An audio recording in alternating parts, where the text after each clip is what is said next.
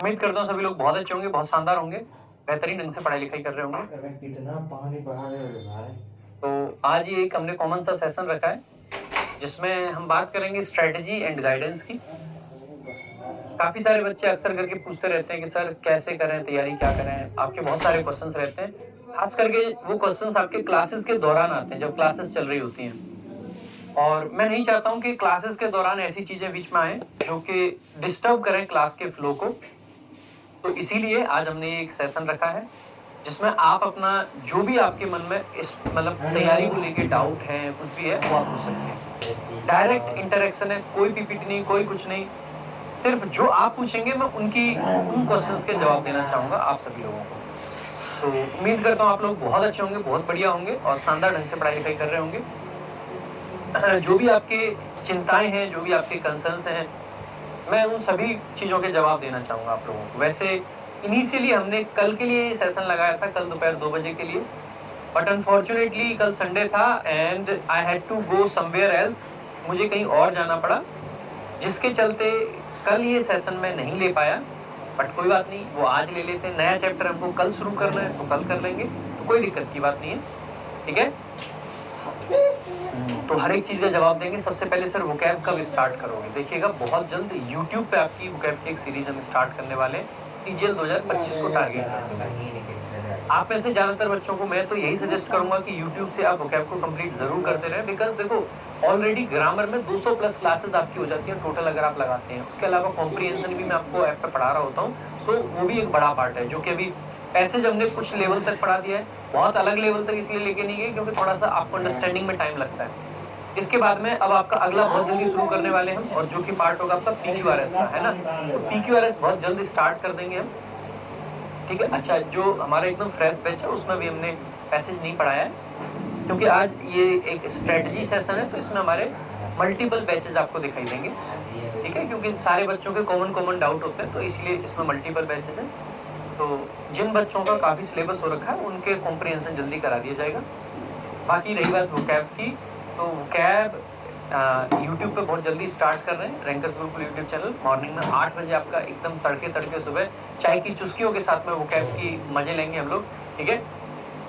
और रही बात एप्लीकेशन पे वोकैब की, so we are working out, कुछ ना कुछ अच्छा प्लान करेंगे। तो मे बी नेक्स्ट वीक कुछ ना कुछ अच्छा लाएंगे, ठीक है। So don't worry about it. आ जाइए भाई। तो यार कमेंट्स तो नहीं दे जा रहे हैं कि I am not able to understand कि क्या पूछा जा रहा है क्या नहीं, ठीक है। यार कुछ अच्छे क्वेश्चन निकाल के दो इसमें से। हाँ, बैकलॉग को कैसे करें, एक अभिषेक चौधरी पूछ रहे हैं। So first of all let's talk about it. Backlog की बात पूछी गई है कि सर बैकलॉग को देखो सिंपल सा फंडा है यार। पहली बात तो बैकलॉग बनने मत दो, लेकिन फिर भी अब मन से तो कोई नहीं चाहता कि बैकलॉग बने, फिर बन तो जाता ही। बैकलॉग से बचने का सबसे अच्छा तरीका है कि आपको जो लाइव क्लास है उसके साथ चलना चाहिए। क्या होता है, बैकलॉग बनता कैसे है? मान लीजिए एक दिन हमारे घर में कोई अर्जेंट काम आ जाता है, हमारी क्लास छूट गई। आज की क्लास छूटने की वजह से हम कल की क्लास लाइव अटेंड नहीं कर पाएंगे क्योंकि हमें पहले आज की क्लास अटेंड करनी है, कह रहे ना, ऐसा होता भी है। तो फिर क्या होगा कि लाइव नहीं कर पा रहे तो अब धीरे धीरे हम रिकॉर्डेड क्लास की तरफ शिफ्ट हो जाते हैं कि आज भी रिकॉर्डेड देखेंगे, कल भी रिकॉर्डेड देखेंगे, परसों भी रिकॉर्डेड देखेंगे। ओवर द टाइम फिर हमें पता ही नहीं चलता कि टीचर जो एक क्लास हमसे आगे था वो कब 5 क्लास, 10 क्लास, 15 क्लास आगे निकल जाता है, हम भूल जाते हैं। तो अगर कभी भी एक क्लास आपसे छूटती है या 2 क्लास आपसे छूट जाती है, तो संडे सैटरडे का टाइम निकालिए और कोशिश कीजिए कि संडे सैटरडे के जब खास करके क्लासेस नहीं होती हैं, तो आप कैसे भी करके वहां पे एक बार क्लासेस को अटेंड करें और कैसे भी करके लाइव क्लास पर साथ पहुंचे, जिससे कि बैकलॉग बनने की संभावनाएं खत्म हो जाए। दूसरी बात आती है कि सर फिर भी अगर बैकलॉग बन चुका है तो क्या करें? देखो बैकलॉग बन चुका है तो क्या करें, इसके लिए मुझे लगता है सबसे बेहतर जो ऑप्शन है वो है बेसिक्स ऑफ इंग्लिश। आप कहोगे बेसिक्स ऑफ इंग्लिश का बैकलॉग से क्या लेना देना है मेरे भाई। अगर आपने बेसिक्स ऑफ इंग्लिश को बहुत अच्छे से पढ़ रखा है तो आप ये कर सकते हैं। मान लीजिए कि आप पिछला चैप्टर जो हमारा था डिटरमिनर और आपका सब्जेक्ट वर्ब एग्रीमेंट आप पढ़ नहीं पाए। लेट्स सपोज कि दोनों चैप्टर आपके बैकलॉग में चले गए, मान लेते हैं। अगला चैप्टर हमारा जो होने वाला है वो है प्रेपोजिशन। मैं कहता हूं बेसिक्स ऑफ इंग्लिश को बढ़िया से पढ़ो, और sorry not preposition, pronoun. Pronoun हमारा अगला चैप्टर होगा, नॉट प्रीपोजिशन, ठीक है, सॉरी फॉर दैट। तो अगला हमारा जो चैप्टर है वो प्रोनाउन है। बेसिक्स ऑफ इंग्लिश को बहुत अच्छे से पढ़ो और सीधा प्रोनाउन से स्टार्ट कर दो। इस तरीके से आप इजीली बैकलॉग से बच जाओगे। अब आपके पास क्या है, 2 चैप्टर का बैकलॉग तो है, लेकिन आप कम से कम लाइव क्लास के साथ आ चुके हो। और अगर आप लाइव क्लास के साथ आ चुके हो, इसका सीधा सा मतलब है कि अब आप पे ना बढ़ेगा नहीं बैकलॉग। फिर कभी ऐसा होता है, जैसे मान लीजिए रिसेंटली मैं राजस्थान की ट्रिप पे गया था, और राजस्थान की ट्रिप पे जाने का मतलब है कि आपकी 3-4 दिन की छुट्टी होगी, तो 3-4 दिन में बैठिए और एक चैप्टर को निपटा लीजिए। फिर कभी मान लीजिए छुट्टियां तो देखो बीच बीच में आएंगी, इट इज कंप्लीटली ह्यूमन। ऐसा तो है नहीं कि छुट्टियां कभी नहीं होती हैं, छुट्टियां तो होंगी, कभी टीचर को काम होगा तो कभी और काम आ जाएंगे। लाइक अभी आपका बैकलॉग अगर आपको निपटाना है तो अभी से प्लानिंग कीजिए उस चीज को लेके। 6 तारीख को हम पटना बिहार जा रहे हैं। 6 तारीख को अगर बिहार जा रहे हैं तो हम यहाँ से 5 को इवनिंग में ही निकल जाएंगे। तो मे बी 5 को क्लास ना हो पाए, क्वाइट पॉसिबल। 6 को तो होगी ही नहीं, 7 को भी नहीं होगी, 8 का संडे है। मिनिमम 5, 6, 7, 8, मिनिमम 4 दिन तो छुट्टी होगी आपकी। निपटाओ बैकलॉग को। जिन लोगों पे ऑलरेडी कोई मतलब जो लाइव चल रहे हैं, कोई बैकलॉग नहीं है, वो क्या करें, वो 4 दिन में रिवीजन मारो ज्यादा से ज्यादा यार। रिवीजन जितना ज्यादा करोगे उतना ज्यादा सीखोगे। तो बैकलॉग के लिए भाई इससे बढ़िया और कुछ नहीं हो सकता है, और कोई ऑप्शन आपके पास नहीं है। ओके,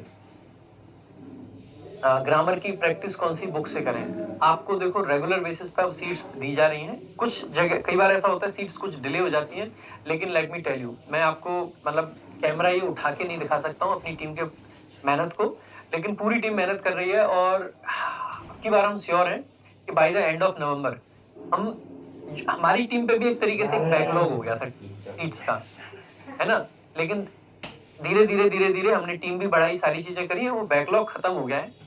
और हमारी टीम भी साथ में पकड़ चुकी है, कैचअप कर चुकी है उस चीज को, ठीक है। तो मे बी अब आपकी जो सीट्स है रेगुलर बेसिस पे आपको कॉन्टिन्यूसली मिलती रहेंगी। कोई सिंगल किताब इतनी ऐसी नहीं है जिसमें कि उतनी प्रैक्टिस क्वेश्चंस दे रखे हो आपके, जितने कि हम आपको सीट्स के माध्यम से प्रोवाइड कर देंगे। तो पहली चीज तो ये होगी कि आपको सीट से प्रैक्टिस करनी है, ना कि किसी किताब से। दूसरी बात आती है कि सर सीट्स तो आप चैप्टर वाइज दे रहे हो, मिसलेनियस का क्या होगा? लेट मी टेल यू, जैसे जिन बैचेस में हमारा ग्रामर कंप्लीट हो चुका है, ठीक है, तो लाइक रैंकर्स 12 हो गया, 11 हो गया, 10 हो गया, 9 हो गया, 7 हो गया, 8 हो गया, जितने बैचेस में कंप्लीट हो चुका है, अभी मेंस का पेपर आ रहा है, तो हमने उन सारे बैचेस में ग्रामर की मिक्स्ड प्रैक्टिस कराना स्टार्ट किया है। डेली 50 क्वेश्चन कराते हैं मिक्स्ड प्रैक्टिस। उनको 700 क्वेश्चन की एक सीट भी अपलोड कर दी है। तो मिक्स्ड प्रैक्टिस के लिए मैं खुद कराऊंगा। वंस आपका एक बार सिलेबस तो कंप्लीट हो, जैसे आपका सिलेबस कंप्लीट होता है, बिलीव मी मेरे भाई, बहुत कुछ कराऊंगा, चिंता मत कीजिए आप, ठीक है।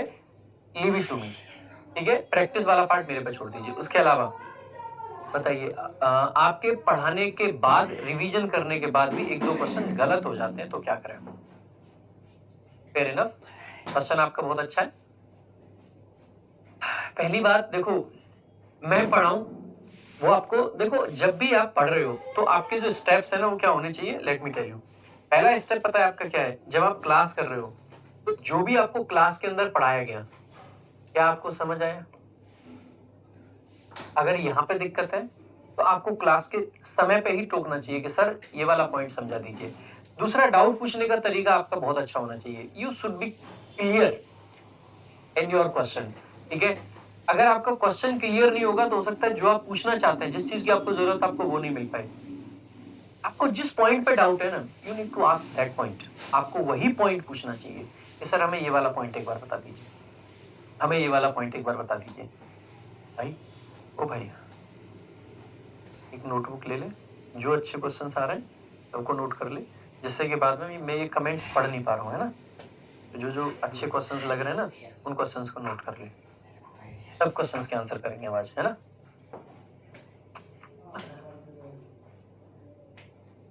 तो मैं बात कर रहा था कि पढ़ने का जो पैटर्न होना चाहिए वही होना चाहिए। सबसे पहले क्लास में आपको सब कुछ समझ आना चाहिए। मैं इतने प्यार से समझाता हूँ, मैं आपको ना एक चीज का भरोसा दिला सकता हूँ, आप कहीं भी जाके पढ़ लीजिएगा, जितने प्यार से, जितना डेप्थ में जाके एक एक चीज को प्रैक्टिकली, मतलब आई ऑलवेज ट्राई कि इंग्लिश के अंदर भी मैं प्रैक्टिकल चीजें लेके आऊं। कभी कुछ ग्लास लाके कोई चीज समझाता हूं, तो कभी कोई बॉक्स लाके कोई चीज समझाता हूं, कभी मोबाइल की मदद से, तो कभी किसी और चीज की मदद से। जिससे कि आप प्रैक्टिकली सोच पाए थोड़ा सा। फर्स्ट ऑफ ऑल सबसे जरूरी आपके लिए ये है कि जब क्लास आपकी चल रही है तो सर आपको समझ आना चाहिए। अगर समझ नहीं आ रहा है तो दोबारा पूछें, और ऐसे नहीं पूछे कुछ समझ नहीं आ रहा। ये सबसे बेकार डाउट होता है भाई। डाउट डाउट जैसा लगना चाहिए। ये थोड़ी ना डाउट होता है। क्लास चल रही है 40 मिनट तक कोई कोई मैसेज नहीं आया, अचानक से एक मैसेज आता है, कुछ समझ नहीं आ रहा है। भाई 40 मिनट क्या क्या कर रहे थे आप? खाना खा रहे थे? क्या कर रहे थे? सो रहे थे? जिस पॉइंट को समझ, सर ये वाला पॉइंट समझ नहीं आया दोबारा समझा दीजिए। वो डाउट पूछने का तरीका होता है। तो उस तरीके से आप डाउट पूछें, उस तरीके से आप बेहतर फायदा उठा पाएंगे मेरा। And let me tell you, मेरा जो एटीट्यूड है ना वो इस तरीके का है कि मैं बच्चे का अगर डाउट देखूंगा मैं अपने आप को रोक नहीं पाता हूँ उसको बताए बिना। लेकिन जब मैं एक ही क्वेश्चन को दे दनादन कॉपी पेस्ट देखता हूँ ना, तो मैं बिना सुनाए भी नहीं रह पाता हूँ। अब खा लोगे। तो प्लीज बी पोलाइट, और वो जो आपको एक्चुअल में जरूरत है वो पूछें। फिर कह रहा हूँ क्लास के अंदर जब पढ़ा रहा होता हूँ, जो पॉइंट समझ नहीं आता है वो पॉइंट पूछें। डोंट आस्क कुछ समझ नहीं आ रहा, मैं उस क्वेश्चन को कभी रिप्लाई नहीं करता हूँ, ठीक है? बिकॉज अगर 40 मिनट तक आप सो रहे थे तो आपको कुछ समझ आएगा भी नहीं। अगर 40 मिनट तक नहीं सो रहे थे तो जिस समय कोई पॉइंट समझ नहीं आया आपको उसी पॉइंट को पॉइंट आउट करना चाहिए, सर ये वाला पॉइंट समझ नहीं आ रहा। और किसी भी चैप्टर को करने से पहले या कोई भी चीज पढ़ने से पहले मेक श्योर कि आपको बेसिक्स ऑफ इंग्लिश अच्छे से आते हैं। अगर बेसिक्स ऑफ इंग्लिश आपको अच्छे से नहीं आए, एक बार और पढ़ लीजिए, कोई दिक्कत की बात नहीं। अगर आपके बेसिक्स ऑफ इंग्लिश अच्छे हैं, वो आपकी इंग्लिश की फाउंडेशन है, वो आपको बहुत फायदा करने वाले हैं, ठीक है? आ जाइए, तो क्लास हो गई। क्लास के बाद में भाई रिवीजन, ठीक है? जब तक आप चीजों को रिवाइज नहीं करोगे, जब तक आप चीजों को रिवाइज नहीं करोगे, रिवाइज कितनी बार करना है? एक बार नहीं मेरे भाई, मल्टीपल रिवीजन्स चाहिए, मल्टीपल रिवीजन्स। यार देखो बहुत सिंपल सी बात है, जीवन में अलग अलग तरीके की चीजें होती हैं। कुछ आदमी जीवन में ऐसे होते हैं जिनको हमने एक बार देख लिया ना तो हमारी नजरों में वो ऐसे बस जाते हैं कि दिन रात हमें उन्हीं के सपने आते हैं। ऐसा होता है ना, ठीक है? बट जीवन में बहुत सारे लोग ऐसे भी होते हैं जिनको हम कई बार देख लेते हैं फिर भी हमें ध्यान ही नहीं देता। अच्छा देखे देखे से लग रहे हो, पहचाने पहचाने से। जीवन में बहुत सारे नाम ऐसे होते हैं जो हम एक बार सुन लें हमारे दिमाग से उतरते तक नहीं, दिलो दिमाग पे छा जाते हैं। कुछ नाम ऐसे होते हैं कि जिनको हम याद कर करके थक जाते हैं, वो नाम हमें अक्सर याद नहीं रहते। तो वी आर ह्यूमन, मशीन नहीं है हम कंप्यूटर नहीं है कि कंप्यूटर में चाहे नाम आसान है, चाहे नाम मुश्किल है, चाहे नाम इंडिया का है, चाहे नाम अमेरिका का है, चाहे नाम कहीं का भी है, एक बार फीड कर दिया मतलब कंप्यूटर को याद है, फीड नहीं किया मतलब नहीं याद है। हम कंप्यूटर नहीं है, हम मशीन नहीं है, हम ह्यूमन है। हमारा एक पर्टिकुलर एटीट्यूड होता है, हमारा चीजों को समझने का नजरिया होता है, और हम उस हिसाब से ही सोच पाते हैं, उस हिसाब से ही चल पाते हैं। तो इसीलिए बहुत सारी चीजें ऐसी होंगी जो हमें पहली बार में याद रह जाएंगी, तो बहुत सारी चीजें ऐसी भी होंगी जिनके लिए हमें 5 बार 7 बार, इवन हो सकता है 10 बार 15 बार भी रिवीजन करना पड़ेगा। तो इट इज एब्सोल्युटली ओके। इसमें क्या दिक्कत है अगर आपको कुछ चीजों के लिए रिवीजन बार बार करना पड़ रहा है? तो मेरा सजेशन हमेशा ये रहता है कि एटलीस्ट अगली क्लास से पहले मेरे भाई 2 to 3 टाइम्स रिवीजन जरूर कर लेना चाहिए हम लोगों को। 2 से 3 बार रिवीजन मिनिमम है, मिनिमम। क्या इतना करने से क्लास कर ली, रिवीजन कर लिया 2-3 बार, क्या सब कुछ हो जाएगा? फिर भी यार there will be some questions जो कि अटक सकते हैं। And let me tell you honestly, देखो मैं आपको ना सबसे सबसे बड़ा जो काम बिजनेस कह सकते हैं आप, या सबसे बड़ा जो चीज है ना वो है झूठे सपने बेचना। मैं वो नहीं चाहता हूँ आप लोगों को कि मैं सपने बेच के जाऊँ आपको, है ना? मैं पढ़ाने आया हूँ और पढ़ाना चाहता हूँ। इसीलिए मैं ये नहीं कहता हूँ कभी भी कि ये कर लिया तो उसके बाद तो आज के बाद में आज का इंग्लिश का क्वेश्चन गलत होना बंद हो जाएगा, खत्म हो जाएगा। मैं हमेशा आपसे ये कहता हूँ कि अगर आपने ये कर लिया तो इससे ज्यादा करने की आपको जरूरत नहीं होगी। आपका क्वेश्चन सही होगा अगर वो क्वेश्चन करने लायक है। देयर आर ऑलवेज चांसेस कोई question out of the box आ जाए। इंग्लिश है, लैंग्वेज है, लैंग्वेज आज हम बचपन से लेके आज तक हिंदी बोलते आए हैं, के बाद भी जब यूपी पुलिस का या किसी और एग्जाम का हिंदी का पेपर होता है ना, पूरे में से पूरे हम ला नहीं पाते हैं। इट इज रियलिटी, ये रियलिटी है। जिस हिंदी को हम बचपन से लेके आज तक बोले जा रहे हैं, पिछले 25 साल उसी हिंदी की मदद से हम कर रहे हैं, और उसको हम पढ़ते भी है पेपर से पहले, खूब पढ़ते हैं, खूब मेहनत करते हैं, बड़े बड़े टीचर से पढ़ रहे होते हैं। उसके बाद भी पूरे में से पूरे आते हैं। ऐसा नहीं है, आई एम नॉट सेइंग कि किसी के नहीं आते, आते हैं, लेकिन बहुत सारे बच्चों के नहीं आते। ये रियलिटी है एंड एक्सेप्ट इट।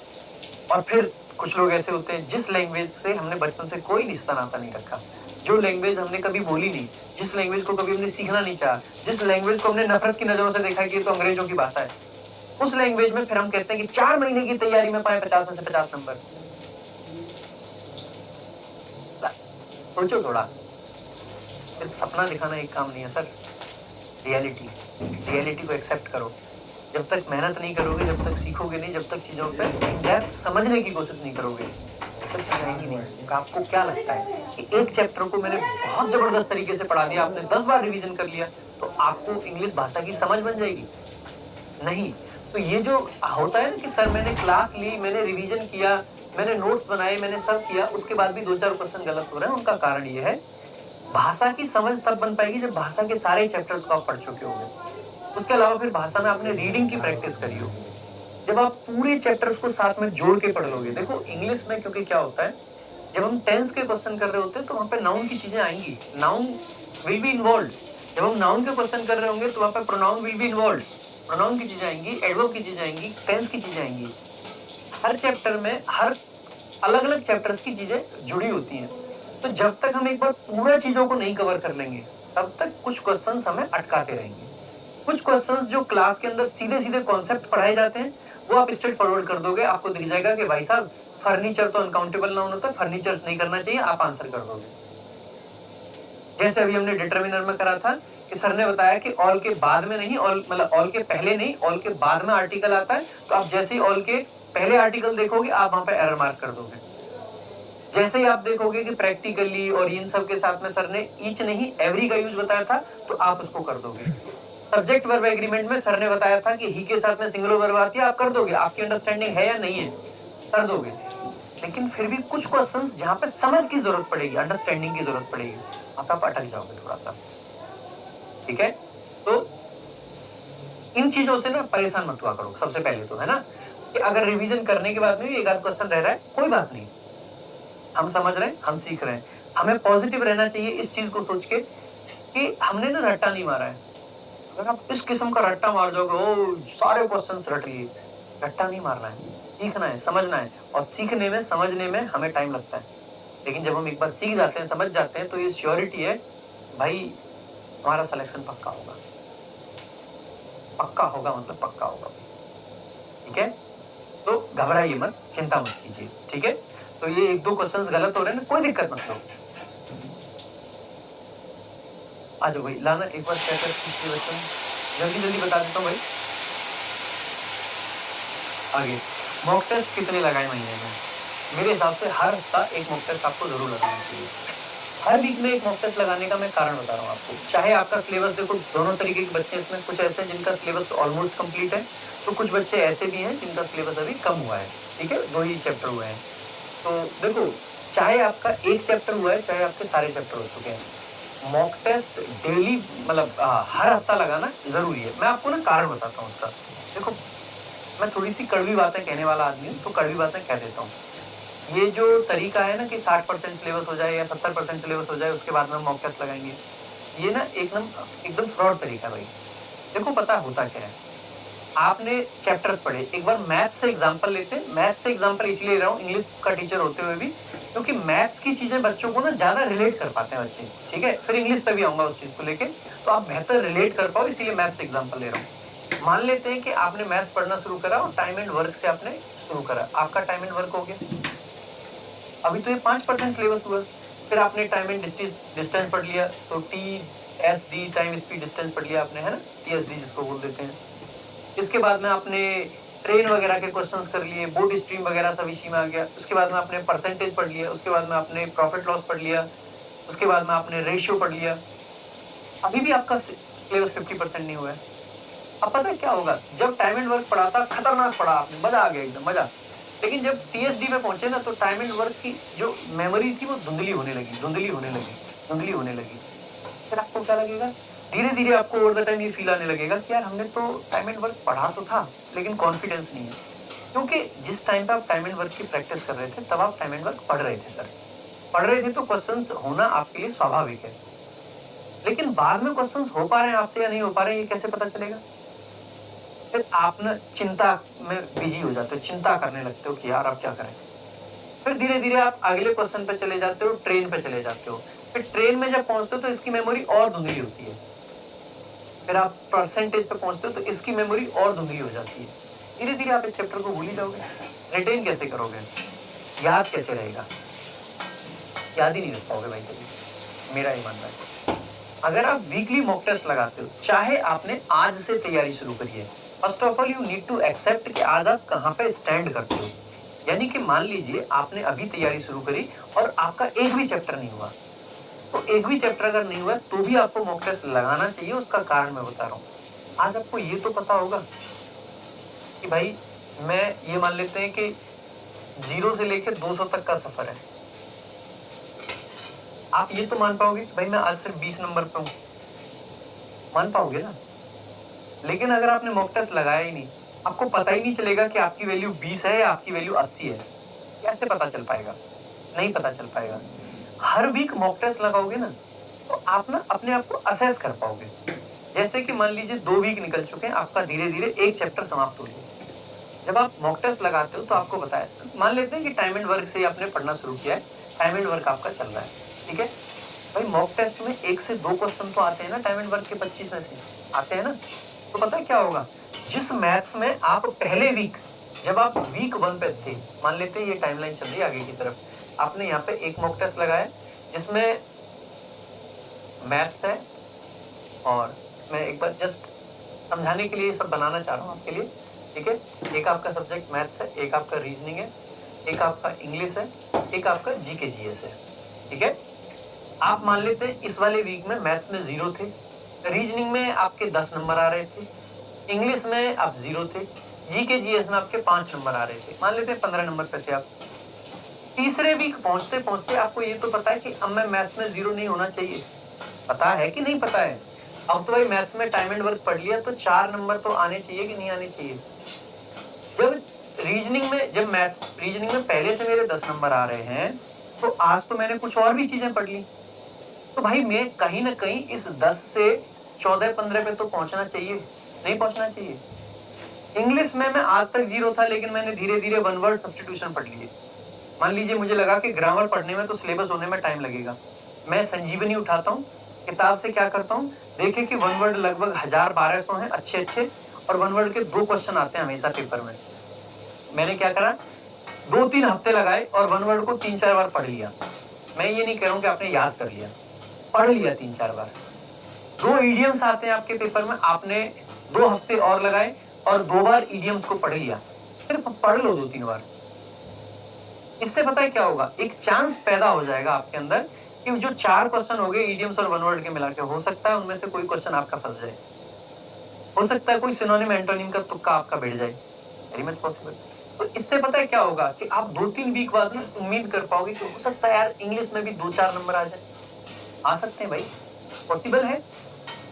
जीएस में आपने मान लेते हैं 2 हफ्ते चला, 2 हफ्ते में आपने हिस्ट्री पढ़ी, आपने एंशिएंट हिस्ट्री पढ़ ली 2 हफ्ते में और मिडाइवल पढ़ ली, या आपने पॉलिटी में मान लीजिए कि फंडामेंटल राइट्स पढ़ लिए, एक क्वेश्चन आ जाता है फंडामेंटल राइट्स से, या आपने मान लेते हैं इकोनॉमिक्स में 5 इयर्स प्लान पढ़ लिए, एक क्वेश्चन आ जाता है उनसे।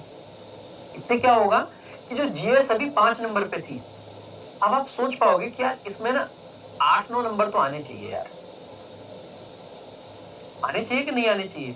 इससे पता है क्या होगा, जहां पे आप टोटल 15 पे थे ना, अब आप देखोगे कि 15 और 4 19 हो गए, और यहाँ पे भी मान लो 10 नंबर टोटल मिला के भी आ जाए तो 29-30 नंबर आ जाते हैं यार, तो डबल पे पहुंचना चाहिए। इस तरीके से ना आप अपनी प्रोग्रेस को ट्रैक कर पाओगे। और मैं क्या कहता हूँ कि आपको क्या करना चाहिए, एक डायरी और बना लेनी चाहिए मिस्टेक्स की। और डायरी क्या होना चाहिए, जैसे मान लेते हैं एक बार को ये डायरी है आपके पास में, ये इसका पेज है, आपको लिखना है डेट, ये संडे मॉक टेस्ट लगाया हमने, मॉक टेस्ट के क्या रिजल्ट्स रहे, रीजनिंग को लेके आपका ओपिनियन क्या है, रीजनिंग में मेरे को ये चीज कमजोर है, रीजनिंग को मेरे को ये चीज आती है, मैथ्स में मेरी ये चीज कमजोर है, मैथ्स में मुझे ये आता है, अगर अगले सप्ताह तक मैं ये करूं तो मेरा स्कोर में इतना इजाफा हो सकता है। ऐसे ही सिमिलरली आपने इंग्लिश के लिए टारगेट बना लिए कि ये चीजें आती हैं, ये कमजोर है। मैं तो उस बच्चे के लिए भी बात कर रहा हूँ जिसको कुछ नहीं आता है, और चाहे आपको बहुत कुछ आता है ना तो भी मॉक टेस्ट लगाना चाहिए। इससे देखो एक चीज और होगी, क्या होगा कि जो टाइम एंड वर्क आपने एक बार पढ़ लिया, अब आप हर हफ्ते ना अपने आप को चेक कर पा रहे हो कि अचानक टाइम एंड वर्क का क्वेश्चन मेरे सामने आ गया तो मैं कर पा रहा हूँ कि नहीं कर पा रहा हूँ। जिस वीक आपका टाइम एंड वर्क का क्वेश्चन अटक जाए, मेरे भाई तुरंत समझ जाना कि कहीं ना कहीं गड़बड़ रहेगी। तुरंत क्या करना है, टाइम एंड वर्क के नोट्स उठाए, एक बार पढ़ दिए, क्योंकि आपका क्वेश्चन अटका है तो गड़बड़ हुई है। या फिर उस क्वेश्चन पे और विचार करो, क्यों अटका है, क्यों अटका है, आखिर कहां पे फंसा मैं। इससे क्या होगा, आपका माइंड और ओपन होगा, ब्रॉड हो जाएगा माइंड, सोचने का तरीका आपका और बेहतर हो जाएगा। तो इस तरीके से ये हर हफ्ते आपका रिवाइज होता रहेगा चैप्टर। जब दूसरा चैप्टर हो चुका है तो ये चैप्टर भी इसमें शामिल कर लो, उसके अलावा भी ट्राई करो। ऐसा नहीं है कि आपने सिर्फ टाइम एंड वर्क पढ़ा है तो मैथ्स में सिर्फ वही ट्राई करो। अगर आपको अपना माइंड ना ओपन करना है, देखो क्या होता है कि अभी हम क्या कोशिश करते हैं कि पहले पूरा पढ़ लें फिर मॉक लगाएंगे। तो जो अननोन टेरिटरी है ना, हम उसमें जाना ही नहीं चाहते, हम उसमें कदम रखना नहीं चाहते। अननोन टेरिटरी मतलब जिन चीजों को हम नहीं जानते हैं, जो चीज हमने नहीं पढ़ी है। फिर क्या होता है कि हम ना बहुत अच्छे से तैयारी करते हैं पेपर, क्योंकि हमने सब पढ़ लिया, फिर मॉक टेस्ट लगाते हैं, हमको लगता है मार्क्स वार्क्स आ रहे हैं, 40 तक आ ही जा रहे हैं, ठीक है। कुछ सिली मिस्टेक्स हो जाती हैं, कुछ बस वहीं से हम ना नया सोच ही नहीं पा रहे, हम सिर्फ वो सोच पा रहे हैं जो मास्टर ने हमको बताया है। मास्टर ने हमको ये रूल बताया था, मास्टर ने हमको ये फॉर्मूला बताया था, वो लगा पा रहे हैं हम। लेकिन अगर आपने ये किया होता कि शुरुआत से मॉक टेस्ट लगाई, टाइम एंड वर्क आपका हो गया था, इसके क्वेश्चन होना आपके लिए मैंडेटरी है क्योंकि ये आपने पढ़ा हुआ है। लेकिन मान लेते हैं कि परसेंटेज का क्वेश्चन आ जाए, बेसिक चीज तो बचपन से पढ़ के आए हैं ना कि परसेंटेज निकालने के लिए क्या करना होता है। किसी भी चीज का डिवाइड बाई 100 कर देते हैं परसेंटेज के लिए। कोशिश करो कि परसेंटेज ना पढ़ते हुए एक परसेंटेज का क्वेश्चन कर ही दें। इससे एक आइडिया और मिलता है, सोचने की क्षमता आपकी बढ़ेगी। बिकॉज जो चीज आपने अभी पढ़ी नहीं है, जिस चीज के लिए आपके पास फॉर्मूला नहीं है, जिस चीज के पास में आपके लिए एक रूल नहीं है, उस चीज को आप करने का ट्राई कर रहे हो। इससे आपका भाई माइंड, मैं बता रहा हूं, बहुत ब्रॉड होगा। आप नई चीजें सोच पाओगे, आप नए फ्रंटियर्स को एक्सप्लोर कर पाओगे। आपको न सिर्फ आपकी प्रिपरेशन में फायदा होगा, बल्कि में जीवन में भी जब नई नई सिचुएशन से आप मतलब नई नई सिचुएशन से आपका एनकाउंटर होता है, वहां पे आपको ये हेल्प करेगा। क्योंकि आप एक्चुअली में जो चीजें आपने नहीं पढ़ी है, प्रॉफिट लॉस हो गया, रेशियो हो गया, कोशिश करो। कोई रूल नहीं आता आपको, कोई फार्मूला नहीं पता आपको, बिना फार्मूले के जो लिखा हुआ है उस डाटा को यूज करके क्वेश्चन को करने का प्रयास करेंगे ना, ये आपके माइंड को ओपन करेगा, ये आपके माइंड को यूं खोलेगा, जिससे आपके सोचने की पावर बढ़ेगी। सेम इंग्लिश में भी है। छोड़ो आपने कुछ किया है नहीं किया है, लेकिन एक बार एक फीलिंग के आधार पर क्वेश्चंस को आंसर करके देखो। वोकैबुलरी यार हो सकता है आपने नहीं पढ़ा है, लेकिन ऑप्शंस को एलिमिनेट करने का ट्राई करो। शब्द को देख के कई बार हमें फील आ रहा होता है कि नेगेटिव सा है, पॉजिटिव सा है, किसी शब्द के आगे यूएन लग रखा है तो नेगेटिव मीनिंग दे रहा होगा। ऑप्शंस में से ढूंढो कौन सा नेगेटिव है, ट्राई टू डू इट। ये पता है हम फिर कब करते हैं ट्राई, पेपर को रह गए 2 महीने, अब हम जाते हैं यूट्यूब पे, हम जाएंगे यूट्यूब पे how to attempt mock test, फिर वहां पर हम देखेंगे कि मॉक टेस्ट के लिए इन चीजों का ट्राई करें, डिजिटल सम लगा के देखें। कद्दू डिजिटल सम लगाओगे, नहीं लगा पाओगे। Option elimination is an art, जो कि एक्सपीरियंस के साथ आपको आएगी। आर्ट का मतलब पता है क्या है, आप ना, कोई आपके सामने आर्ट बना के यहाँ पे कृष्ण जी की तस्वीर बनाता है, आपको कहता है कि देखो कृष्ण जी की तस्वीर बनाना सिखाता हूँ आपको, उसने ऐसे ऐसे करा, ऐसे ऐसे करा, यूं यूं करके ना फेसबुक पे भी देखोगे, तस्वीर बना दी, आप देख के सीख नहीं पाओगे। आप जब खूब चाहे आपको ट्रिक बता दे वो कि यूं यूं करना है, वो कहेगा कि यूं 2 बनाने से कुछ कर देगा, वो नंबर 2 लिखा, उसमें 4 चीजें यूं यूं करेगा, बन जाएगी। आप नहीं बना पाओगे, क्योंकि आर्ट है, आर्ट खुद करके सीखी जाती है, आर्ट देख के नहीं सीखी जा सकती। तो भाई ऐसे ही, और option elimination is an art.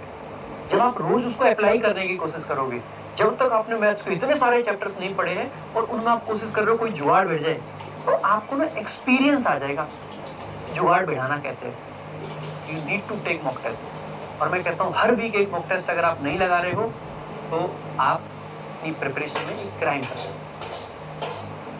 Crime है भाई। कितने सारे बेनिफिट्स मैंने आपको बताए, आप वीकली बेसिस पर अपने आप को असेस कर सकते हो। आपके पास में पूरा ट्रैक है कि पहले वीक में मैं इतना स्कोर कर रहा था, तीसरे वीक में मैं इतना है, 5वें वीक में मेरा इतना है, 10वें वीक में मेरा इतना है।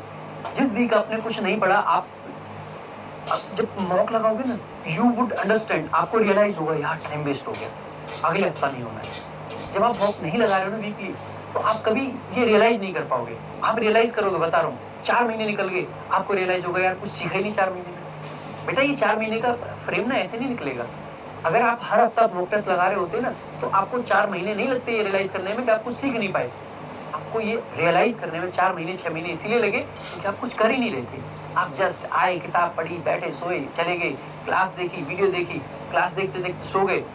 आपके मन में पढ़ने की इच्छा आएगी कहाँ से? कभी नहीं आएगी।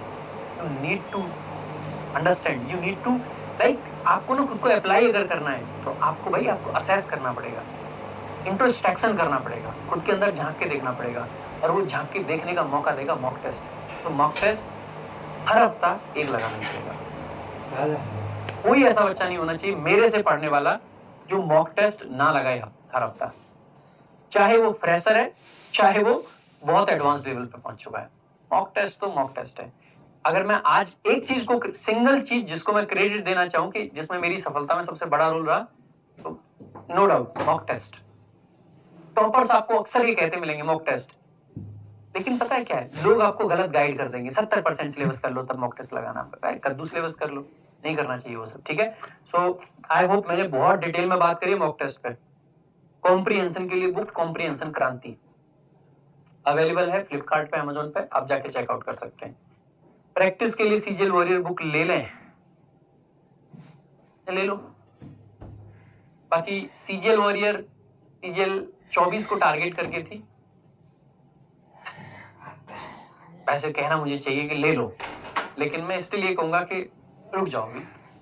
अगर आप सीजीएल 25 के लिए टारगेट कर रहे हैं ना, तो जो 25 को टारगेट करके हम बुक लेके आए वो लेना। अगर सीजीएल वॉरियर अभी नहीं लिए तो छोड़ो यार, ये मैं ही कह सकता हूँ भाई, ये मत लो, ठीक है।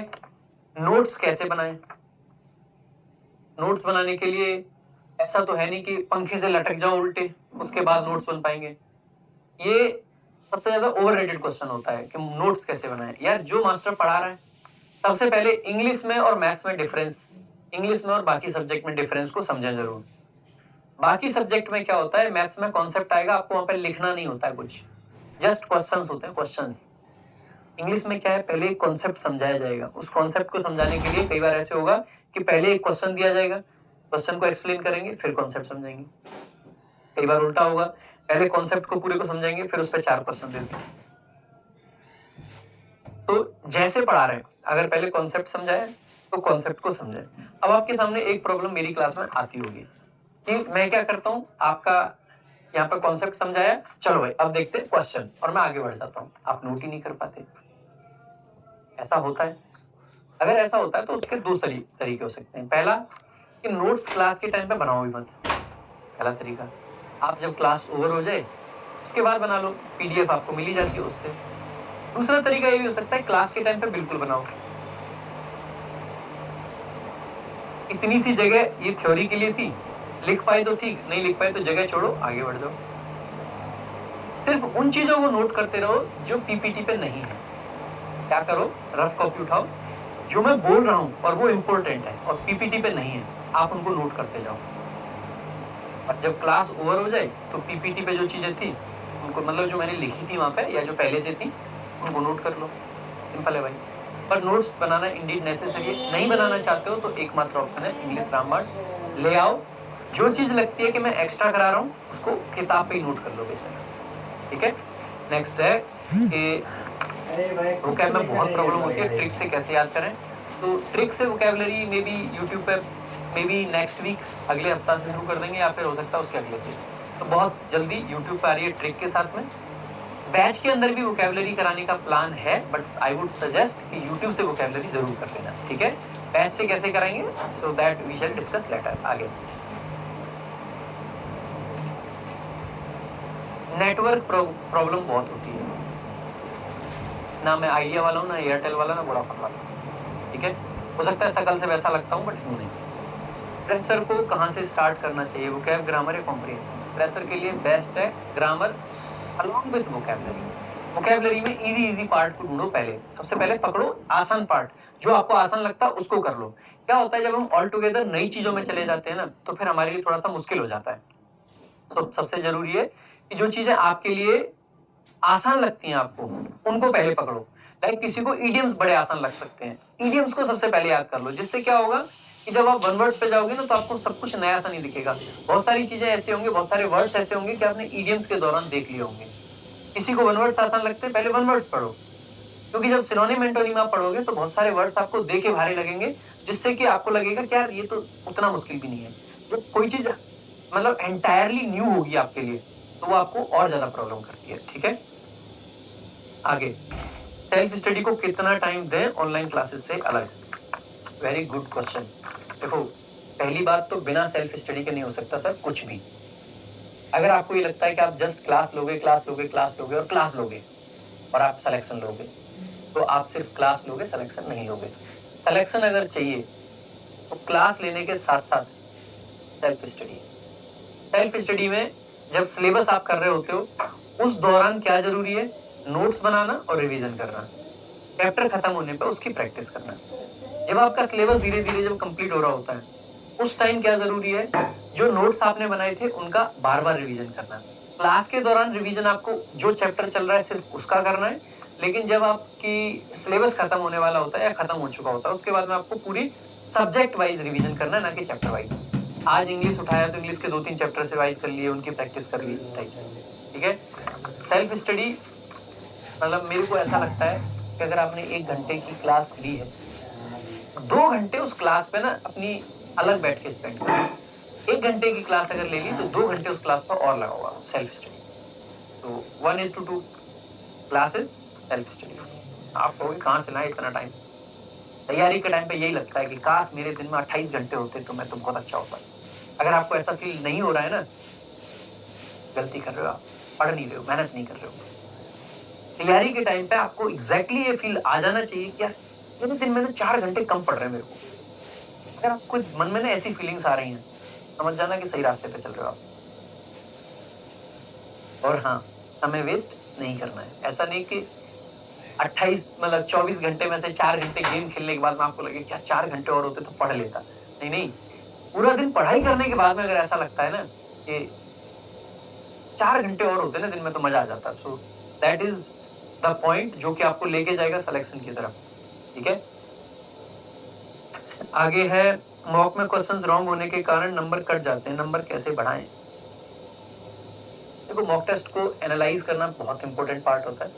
सबसे पहले आप जब भी मॉक लगा रहे हो, वेदर यू आर फ्रेशर या फिर आपने काफी सारा पढ़ रखा है, आप टारगेट कीजिए। मान लीजिए लेट्स सपोज आपके 60 नंबर आते हैं, 60 नंबर आ रहे हैं, इसका मतलब है 140 नंबर कहीं रह भी रहे हैं। तो उन 140 में से आपको आइडेंटिफाई करने 10-12 नंबर, एटलीस्ट 10 नंबर आइडेंटिफाई करो कि अगले वीक तक मुझे इन 10 नंबर पर काम करना है। Let's do it. और फिर उस हिसाब से आपको काम करके और उन नंबर्स को लाना है। कैसे ला पाओगे? वो पढ़ के, भाई पढ़ाई तो करनी पड़ेगी, टारगेट कर करके। लाइक मान लीजिए रीजनिंग में आपके 35 नंबर या 30 नंबर आ रहे हैं, लेट्स सपोज 30 नंबर आ रहे हैं और आपके बार बार सीरीज के क्वेश्चन गलत हो रहे हैं और आपको पता ही है कि 2 सीरीज के क्वेश्चन तो आने यानी कि 4 नंबर तो आपके फिक्स है, और क्योंकि वो गलत हो रहे हैं तो 1 नंबर कट भी रहा था आपका, आधा आधा मिला के 1 नंबर दोनों का, तो 5 नंबर का नुकसान आपको हो रहा है। तो ना एक काम करें कि अगले हफ्ते तक सीरीज के इतने क्वेश्चन लगा डालें कि कोई सीरीज हमको नई ना लगे। अगले हफ्ते तो सीरीज का क्वेश्चन गलत नहीं होगा सर, 5 नंबर का इजाफा सीधे सीधे हो सकता है। हो सकता है कि आपने ब्लड रिलेशन अब तक नहीं पढ़ा है, आप कॉन्स्टेंटली नंबर कटवा रहे हैं अपने। ब्लड रिलेशन पढ़ लेते हैं भाई 1 हफ्ते में, वेरी मच पॉसिबल। अगर आप अभी कोचिंग कर रहे हो तो हो सकता है छोड़ दीजिए, जब मास्टर पढ़ाएंगे तब पढ़ लेंगे। ठीक है, हाँ। सो नेक्स्ट है वोकैब के नोट्स बनाए या संजीवनी बुक ले लें। मेरा हमेशा से मानना रहा है, न सिर्फ आज बल्कि हमेशा से, कि वोकैब के नोट्स बनाना आपके लिए जरूरी नहीं है। देखो अल्टीमेटली जहाँ पे हम जिस डिजिटल एरा में रहते हैं, आज हम पे बहुत सारा कंटेंट है, कंटेंट कम नहीं है। जब हम पे इतने सारे पीडीएफ अवेलेबल हैं, इतनी सारी बुक्स अवेलेबल हैं, यार फोटो कॉपी के रेट में हमें बुक्स मिल जाती हैं। आज फोटो कॉपी के रेट्स में बुक मिल जाती हैं। ठीक है, तो अगर हमें इतना सस्ता सब कुछ मिल सकता है तो हम खुद से बुक बनाएं क्यों? बच्चे लगे रहते हैं वो की पूरी की बुक बना देते हैं, क्यों? I mean why? किताब लीजिए, संजीवनी ले लीजिए, संजीवनी आपको नहीं लेनी है मत लीजिए। कोई और बुक ले लीजिए, let's say book black book ले लीजिए। आई एम नॉट सेइंग कि ब्लैक बुक संजीवनी से अच्छी है, संजीवनी बहुत अच्छी बुक है, बट मैं कह रहा हूँ मान लीजिए आपको लगता है नहीं नहीं ये मास्टर तो अपनी बुक को ही प्रमोट करता है, नहीं भाई, जो बुक आपको बेहतर लगती है वो लीजिए, लेकिन बुक से पढ़िए प्लीज। ठीक, उसके बाद में न्यूज़पेपर यूट्यूब पर कराओ, बहुत जल्दी स्टार्ट कर रहे हैं, काफी दिन से प्लान कर रहे हैं, things didn't work out but may be they will soon. ठीक है, कोशिश है, कोशिश करूंगा कि एक एडिटोरियल डेली आपको कराऊं। ठीक है, आगे सर इंग्लिश में इंपॉर्टेंट बुक्स बता दो कौन सी लेनी है, जरूरत नोट्स बनाने के लिए टाइम बहुत लगता है। इंग्लिश रामबाण आप ले लो अगर आपको नोट्स बनाने में टाइम लगता है। अगेन डोंट से कि बुक्स का प्रमोशन है, मैं पढ़ा रहा हूँ, मैं आपको अपनी बुक डेफिनेटली रिकमेंड करूंगा।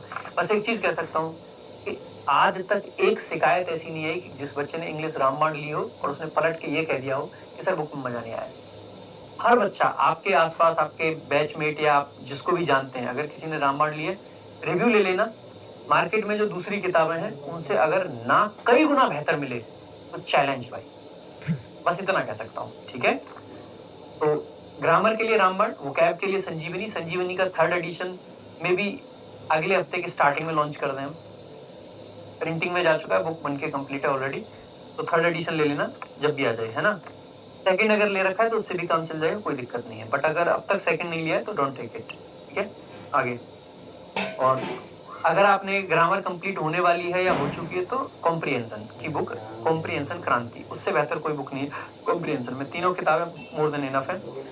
रिवीजन कर रहा हूँ, पॉकेट रॉकेट ले सकते हैं, बट वो तब के लिए बुक जब पेपर आपका पास में हो। सर मैं बहुत परेशान हूँ, मैं मॉक सब्जेक्ट वाइज दूं या कंप्लीट? ऑल सब्जेक्ट का एक मॉक हर हालत में लगाना ही लगाना है, ऑल सब्जेक्ट का एक मॉक हर हालत में लगाना ही लगाना है। फिर कह रहा हूँ ऑल सब्जेक्ट का एक मॉक हर हालत में लगाना ही लगाना है। अब बात आ जाती है मॉक कहाँ से दें। आरजी मॉक टेस्ट लाइव कराते हैं, हर हफ्ता एक मॉक टेस्ट दीजिए। वेरी गुड, क्यों नहीं देते हो? ठीक है, तो जरूर दीजिए। लाओ भाई आगे नेक्स्ट पेज, है ये सब।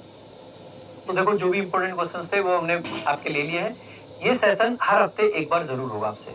ठीक है, कोशिश करेंगे अगर संडे में टाइम मिलेगा तो संडे में लेंगे, नहीं तो हर 15 दिन में एक बार जरूर लेंगे ऐसा सेशन। हो सकता है आज आपके डाउट्स ना ले पाए हो, अगली बार ले लेंगे, क्योंकि देखो लिमिटेड क्वेश्चंस ही ले सकते हैं।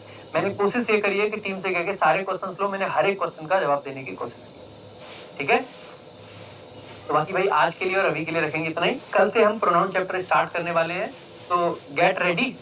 ठीक है, बढ़िया से एक चैप्टर पढ़ेंगे, मजा आएगा आपको, है ना। तो आज के लिए और अभी के लिए इतना ही। Thank you so much. जय हिंद, जय भारत।